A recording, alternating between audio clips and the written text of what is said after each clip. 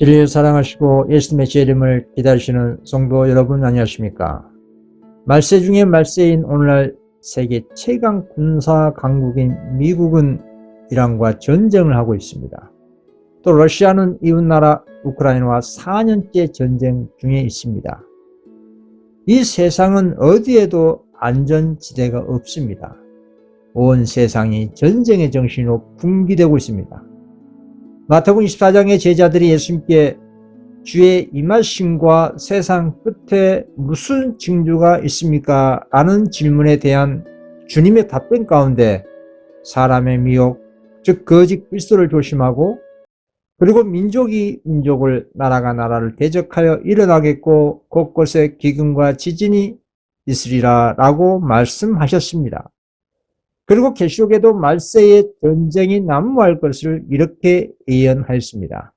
11장 18절에 이방들이 분노하며 주의 진노가 내려 죽은 자를 심판하시며, 그렇습니다. 이 세상의 임금인 사단은 전쟁을 가장 좋아합니다. 그 이유는 전쟁은 사람의 가장 악한 감정을 자극합니다. 그리고 그 악한 감정을 개인과 개인, 나라와 나라, 민족이 민족을 서로 원수짓게 하고 서로 죽이게 하고 제약으로 영을 쓸어 넣어 볼 수 있는 일석삼조의 효과가 있기 때문입니다. 이렇게 사단은 세상의 모든 나라 방언 백성들이 서로 원수짓게 해서 싸우도록 한 용거는 사람들이 예수님의 재림의 날에 설 준비를 못하게 하기 위한 것입니다. 그리고 이 같은 사단의 전쟁의 최고 절정은 계시록 16장 6째 재앙인 아마겟돈 전쟁, 즉 하늘의 왕이신 그리스도의 재림을 막고자 하는 사단과 사단에 부속된 이 세상의 모든 악인들과의 전쟁으로 끝나게 될 것입니다. 아마겟돈 전쟁은 열국들 사이에 있을 전쟁을 의미하는 것이 아니라 땅과 하늘 사이, 그리스도와 사단 사이의 최후의 우주적인 전쟁이다 라고 정의했습니다. 그러나 오늘날 은혜의 시간이기 때문에 이 같은 전쟁은 전도서 3장 말씀처럼 전쟁할 때가 있고 또 잠시 잠깐 평화할 때가 있을 것입니다. 이유는 아직까지 하나님께서 우리에게 해결할 수 있는 은혜의 시간을 주셨기 때문입니다. 그러나 이 은혜의 시기도 예언적 관점에서 볼 때 21세기가 마지막 예언의 은혜의 시간이 될 것입니다. 구속의 6천년은 이미 2000년대 끝이 났습니다. 그리고 21세기 오늘날은 말 그대로 하나님의 인침받을 수 있는 마지막 회개할 수 있는 은혜의 시간입니다.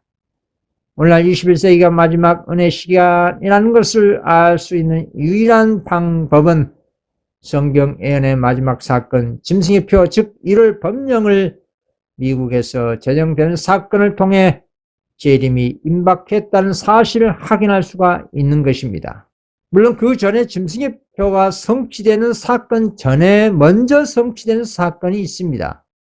계시록 13장 계시된 예언은 놀라우리만큼 순서적으로 예언이 성취되는 장면을 계시하고 있습니다. 계시록 13장을 요약하면 계시록 13장 초반의 첫 번째 짐승이 바다에서 올라온 짐승 교황권과 교황권의 1260년 지상권을 잡은 후 교황권 머리 하나가 상한 이후 또 땅에서 올라온 두 번째 짐승, 두 뿔 가진 새끼양 같은 미국이 지금까지 용처럼 말하고 사단처럼 행동하고 있는 예언이 성취 중에 있습니다. 사단이 전쟁을 좋아하는 그 특성을 미국이 앞장서서 사단의 전쟁을 하고 있는 것입니다. 그리고 또 오늘날 말세에 예언이 성취 진행 중에 있는 것이 계시록 13장 13절에 하늘에서 불이 땅에 떨어지는 이적이 발생하고 있는 모습을 볼 수가 있습니다. 계시록 13장 13절에 큰 이적을 행하되 심지어 사람들 앞에서 불이 하늘로부터 땅에 내려오게 하고, 이것은 과거 수없이 반복해서 말씀대로 현대판 강신술 모습입니다. 사단은 각 시대의 변화에 따라서 변장해서 강신술을 수행하는데 이 강신술은 첨단 과학 기술, AI, 인공지능 시대와 기후재난을 말하고 있는 것입니다. 오늘날 21세기는 인간 대신 인공지능 로봇이 세상의 모든 일을 할 것입니다. 인공지능 로봇이 인간 대신 모든 분야에서 일을 하게 되면 인간은 무엇을 할까요? 예수님은 이때를 보시고 이렇게 예언하셨습니다. 누가복음 17장 26절에서 28절입니다. 노아의 때와 된 것 같이 인자의 때에도 그러하리라. 노아가 방주에 들어가는 날까지 사람들이 먹고 마시고 장가들고 시집가더니 홍수가 나서 그들은 다 멸망시켰으며 롯의 때와 같으려니 사람들이 먹고 마시고 사고 팔고 심고 집을 짓더니. 그렇습니다. 인공지능 로봇이 인간의 일을 대신하게 되면 인간은 예수님이 예언하신 대로 먹고 마시고 부절제한 삶으로 살아가게 될 것을 주님께서 예언하신 것입니다.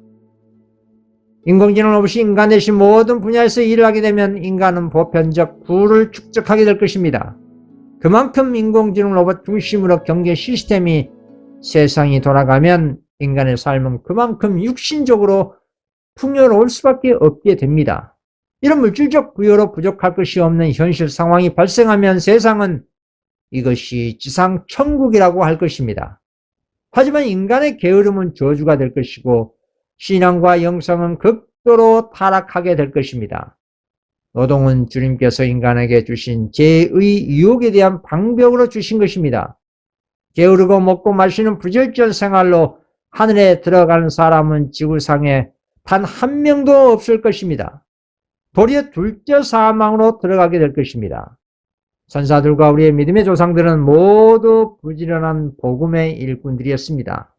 이렇게 인간 대신 인공지능 로봇이 인간의 노동일을 대신하고 인간은 먹고 마시는 일로 세상의 시스템이 돌아갈 때 이후에 또 어떤 일이 일어날까요? 그것은 7재앙의 전조인 오늘날 기후재난으로 그 인간이 쌓아올린 부유함이 무너지게 됩니다. 그런 상황이 되면 또 이 세상은 어떤 상황으로 변하게 될까요? 계시록 18장 세상의 모든 물질적인 바벨탑이 일순간에 무너진 장면을 보십시오. 계시록 18장 14절에 바벨론아 너의 영혼이 탐하던 과일이 너에게서 떠났으며 맛있는 것들과 빛난 것들이 다 없어졌으니 사람들이 결코 이것들을 다시 보지 못하리로다. 인간이 쌓아올린 세상의 모든 첨단 과학과 물질들이 단 한순간에 기후재난으로 파괴되고 무너진다면 이 세상은 아수라장이 될 것입니다. 그럼 어떤 일들이 발생하게 될까요? 세상의 주민들은 자신들의 기득권, 즉 먹고 마시는 일, 부유함이 파괴되면 국가적으로 사회적으로 대혼란과 무정부 사태가 발생하고 폭력이 난무하게 될 것입니다. 이때에 개신교 단체에서 하나님께 돌아가자는 회개 운동이 일어나게 될 것입니다. 이 예언이 계시록 13장 13절 이후 성취될 짐승의 우상이 만들어진 상황이 되는 것입니다. 계시록 13장 14절 짐승 앞에서 받은 바 이적을 행함으로 땅에 거하는 자들을 미혹하며 땅에 거하는 자들에게 이르기를 칼에 상했다가 살아난 짐승을 위하여 우상을 만들라 하더라. 우상이라고 하니까 무슨 과거 다니엘의 세 친구가 금신상에 절하지 않은 그런 실제적인 신상으로 오해를 하는 사람들이 있는데 그런 신상을 말하는 것이 아닙니다. 첫 번째 짐승, 즉 교황권과 비슷한 종교 세력인 개신교 세력을 의미한 것입니다. 다음에 증을 보시면 확인할 수가 있습니다. 짐승의 우상은 자기의 교리를 강요하기 위하여 국권의 도움을 구함으로 생겨나게 될 배교한 개신교들의 단체를 나타낸다.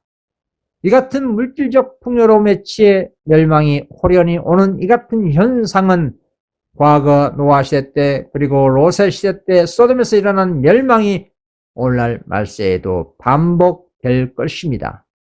그래서 물질적 풍요로움으로 인해 멸망당한 소돔에 대한 이유를 이렇게 성경은 증거합니다. 16장 49절 너의 아우 소돔의 재앙은 이러하니 그와 그의 딸들에게 교만함과 음식물의 풍족함과 태평함이 있으며 또 그가 가난하고 궁핍한 자를 도와주지 아니하며 그만하여 가정한 일을 내 앞에서 행했음이라. 그러므로 내가 보고 곧 그들을 없이 하리니라. 에스겔 16장 50절. 이 세상은 그 어디에도 안전지대가 없습니다. 세상은 갈수록 혼돈과 무질서와 황금 물질 만능 지상주의로 빠진 상태가 될 것입니다. 그래서 바울 사도는 말세에 고통하는 때를 이렇게 증거했습니다. 디모데후서 3장 1절로 쭉 보시면 너는 이것을 알라. 말세에 고통하는 때가 이르러 사람들이 자기를 사랑하며 돈을 사랑하며 자랑하며 교만하여 비방하며 부모를 거역하며 감사하지 아니하며 거룩하지 아니하며 무정하며 통함을 풀지 아니하며 모함하며 절제하지 못하며 사나우며 선한 것을 좋아하지 아니하며. 그러면 재림을 사모하고 기다리며 재림을 촉진하는 주님의 자녀들은 오늘날 말세에 어떻게 살아가야 할까요? 이 세상은 그 어느 것도 안전하지 못합니다. 어디 무슨 산속이나 무인도도 안전하지 않습니다. 그럼 어디가 가장 안전하고 그곳으로 도피해야 할까요? 과거 노아 시대 때 가장 안전한 곳은 방주 안이었습니다.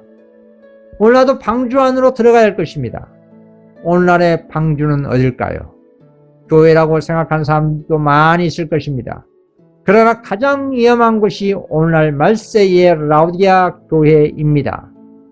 라오디게아 교회는 1840년 이후 주님 오신 그날까지 모든 교회들을 의미합니다. 어느 특정 교단만을 의미하는 것이 아닙니다. 1840년 이후 시대부터 주님 오신 그날까지의 이 세상을 의미한 것입니다. 천주교 개신교는 이미 과거에 바벨론 선고받은 단체이고 19세기 중반 이후에 생긴 기성 재림 교단들 SDA, RM, IMS 이란 안식일 교단들을 모두 포함해서 라오디게아 교회라고 하는 것입니다.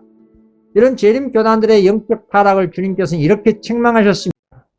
계시록 3장 16, 17절에 너가 이같이 미지근하여 덥지도 아니하고 타지도 아니하니 내 입에서 너를 토하여 내치리라.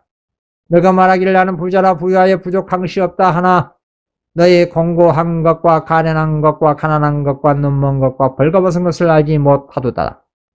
예수님께서는 말세의 라오디게아 교회들이 그리스도가 없는 뜻은 미지근한 교회라고 정죄를 하시고 짐승의 표를 받지 말라는 셋째 천사 기별을 추가해서 그곳에서 나오라는 최후의 경고를 하셨습니다.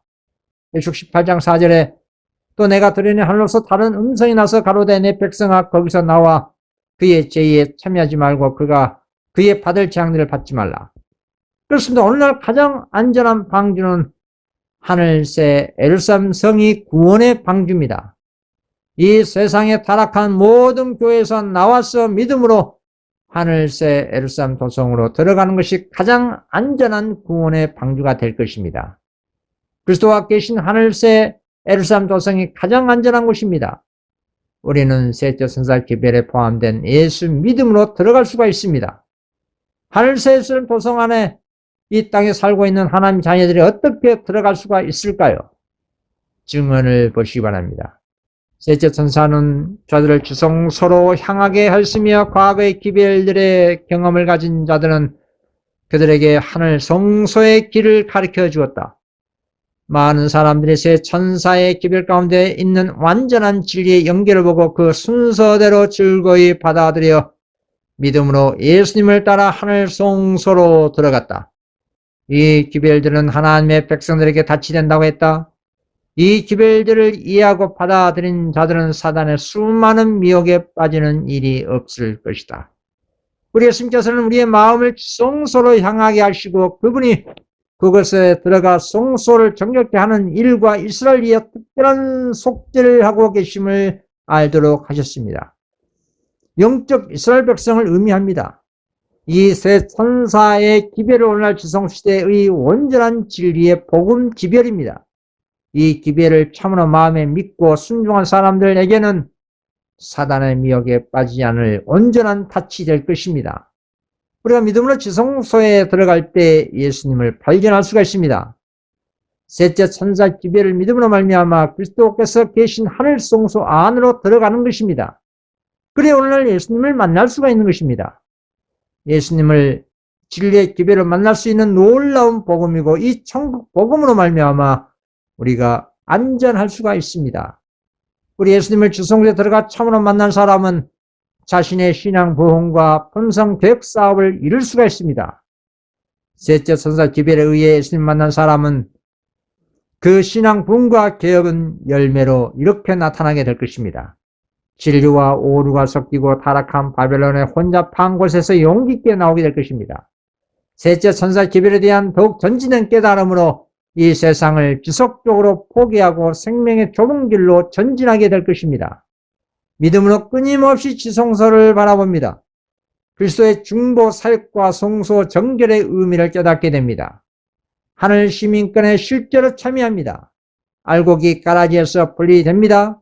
젬된 상황과 환경은 나쁜 가마와 더욱더 분리하게 될 것입니다.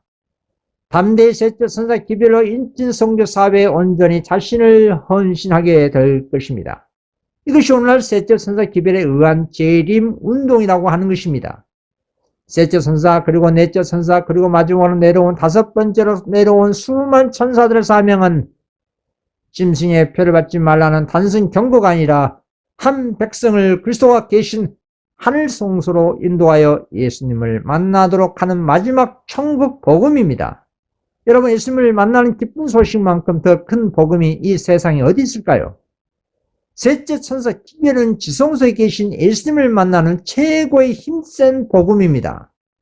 셋째 천사는 과거를 밝히고 현재를 설명하고 미래를 준비하게 합니다. 단순한 교리 전달이 아니라 하늘 성소와 연결되는 믿음의 이동입니다. 땅에서 하늘로 이동하는 기별이라 이 말입니다. 그래서 계시록 18장 4절은 이 세상과 명목상 재림교회들과 타락한 모든 곳에서 나왔다면 분명히 실제로 들어갈 곳도 있어야 하는 것을 말해주고 있는 것입니다. 그리고 그 들어갈 곳은 그리스도가 계신 하늘새 예루살렘 교회입니다. 그리스도께서 계신 지성소입니다. 예수 믿음으로 들어가는 실제적 영적 초소입니다. 셋째 천사의 기별이 하는 일은 알곡을 가라지에서 분리시켜 하늘 창고에 드리는 일입니다.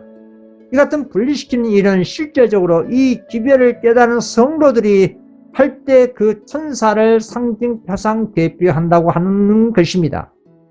천사의 사명을 수행하지 않은 단체나 사람이 무슨 그 천사를 대표한다고 하겠습니까? 그래서 그런 단체나 신도를 명목상 재림 신도라고 하는 것입니다.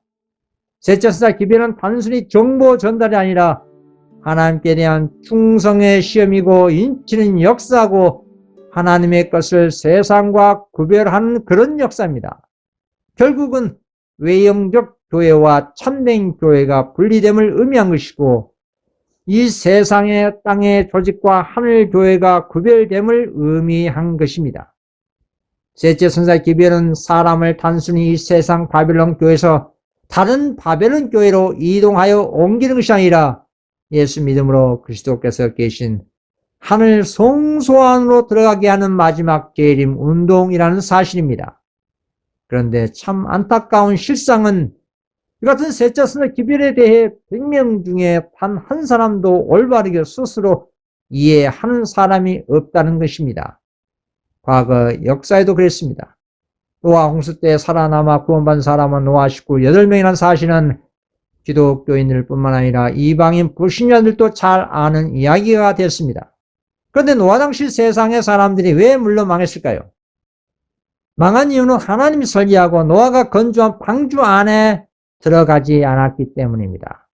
그 당시 사람들이 구원의 방주 안으로 들어가지 않은 이유는 노아의 기별을 믿지 않았기 때문이라고 성경은 증거합니다. 히브리서 3장 19절 이러보건대 그들이 믿지 않음으로 능히 들어가지 못한 것이라. 오늘날 21세기 마지막 때도 이 같은 역사는 반복하고 있습니다. 하나님의 불이 이 지구 행성을 불바다로 완전히 태울 것입니다. 오늘날 사람들은 신자 불신자 할 것 없이 셋째 천사 경고의 기별을 믿지 않습니다. 그리고 시간이 지날수록 더욱더 믿지 않을 것입니다. 마지막 때 교회의 영적 상태에 대한 예언의 말씀을 보면 확신할 수가 있습니다. 계시록 3장 16절 너가 이같이 미지근하여 뜨겁지도 아니하고 차지도 아니하니 내 입에서 너를 토하여 버리리라. 이렇게 뜻든 미지근한 영적 상태로는 믿음으로 하늘새 예루살렘 도성에 들어가지도 못하고 바벨론과 분리되지 못한 영구로 구원을 완전히 잃게 되는 것입니다.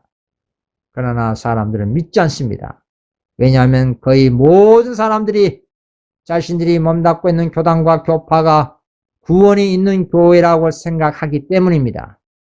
그래서 성경은 불전 사망 당하는 여러 부류의 악인들 중에 믿지 아니하는 자들도 최종적 불저 사형 집행 심판을 당한다는 사실입니다. 21장 8절에 그러나 두려워한 자들과 믿지 아니한 자들과 흉악한 자들과 살인자들과 음행하는 자들과 점술가들과 우상 숭배자들과 거짓말하는 모든 자들은 불과 유황으로 타는 못에 던져지리니 이것이 둘째 사망이라. 그리스도가 계신 하늘새 예루살렘 도성이 오늘날 현대판 구원의 방주입니다. 그리스도가 계신 하늘새 예루살렘 도성을 믿음으로 들어가기 위해서는 먼저 이 세상과 명목상 재림 교회들과 타락한 모든 교회들에서 나와야 할 것입니다. 그것이 자신의 신앙 부흥과 개혁의 첫 발걸음이 되는 것입니다. 계속 18장 4절 이 예언을 스스로 깨달아야 합니다. 먼 미래에 적용할 것이 아니라 오늘날 예언의 성취 중에 있는 셋째 천사 기별에 추가된 하나님의 마지막 경고의 음성입니다. 과거 19세기 재림운동 때 셋째 천사 기별을 믿고 바벨론에서 과감하게 나왔다면 그 당시에 예수님이 오셨을 것이라고 했습니다. 그때 기별 성취로 인해 오셨을 예수님이 오늘날 21세기에 안 오실까요? 마찬가지로 짐승의 표를 받지 말라는 경고와 함께 모든 교회들과 세상에서 나와 재림운동에 참여하는 재림의 조건이 성취되면 오늘날 21세기 시대에 생각 이외로 속히 예수님께서 오실 것입니다. 그러나 사태의 심각성은 믿지 않는다는 것입니다. 예수님의 재림을 비상적으로 믿노라고 하면서 실상은 믿지 않는다는 것입니다. 이것이 오늘날 가장 심각한 죄입니다. 자칭 남은 교회라고 공언한 SDRM, IMS 재림교회들이 가장 심각한 죄 가운데 있습니다. 받은 빚대로 심판을 받는 사실을 그 단체들은 알아야 할 것입니다. 과거 유대교회가 선민사상에 빠져 AD 70년 로마에 멸망당한 역사가 오늘날 자칭 남은 교회라고 공언한 SDRM, IMS 재림교회들도 그들도 똑같이 반복 재현될 것입니다. 어떻게 재현될까요? 계시록 16장 7장으로 망하고 그리고 최종 집행심판 때 완전히 둘째 사망으로 망하게 될 것입니다. 분명한 사실은 하나님 보시기에 뜻뜻 미지근하고 타락한 모든 교회들은 오늘날 바벨론입니다. 그 바벨론 가운데 끝까지 남아있기를 지속한다면 결국 그 사람은 구원을 잃고 단체로 망하게 될 것입니다. 구원은 개인적으로 받지만 멸망은 단체로 당하게 되는 것입니다. 그래서 주님께서는 셋째 천사 기별인 짐승의 표를 받지 말라는 기별을 추가해서 바벨론에서 나오라고 채우록 경고하는 것입니다. 그래서 대다수 교회들이 믿지 않기 때문에 성실한 주님의 자녀들은 명목상 재림 신도들과 타락한 교회들과 세상에서 나오게 될 것을 이렇게 예언하셨습니다. 나는 하나님께서 명목상 재림 신도들과 타락한 교회들 가운데 당신의 성실한 자녀들을 가지고 계신 것을 보았다. 재앙이 내리기 전에 교역자들과 백성들이 이러한 교회들로부터 부르심을 받고 나와 기쁨으로 진리를 받아들일 것이다. 이사야 52장 11절 너희는 떠날지어다 거기서 나오고 부정한 것을 만지지 말지어다. 그 가운데서 나올지어다 여호와의 기구를 맨 자여 스스로 정결케 할지어다.